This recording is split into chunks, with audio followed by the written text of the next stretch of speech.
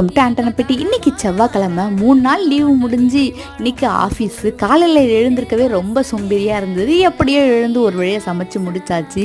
இட்லி தான் இன்றைக்கி காலை சாப்பாடு. இட்லி எப்பொழுதுமே ரேஷன் அரிசியில் தான் நான் போடுவேன்.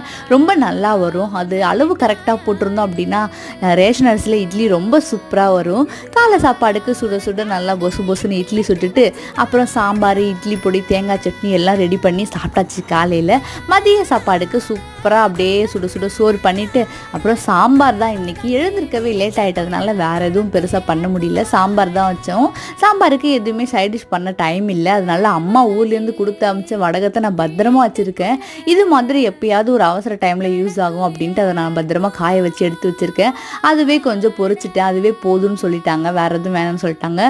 ஸோ நல்லதாக போச்சு அப்படின்னு வடவுமே கொஞ்சம் பொரிச்சு வச்சுட்டு கொஞ்சம் மாம்பழம் வச்சேன். அவ்வளோதான் இன்றைக்கி lunch. Thank you so much. Video பிடிச்சிருந்தா லைக் பண்ணுங்கள், மறக்காமல் சேனலை சப்ஸ்கிரைப் பண்ணிக்கோங்க. தேங்க்யூ.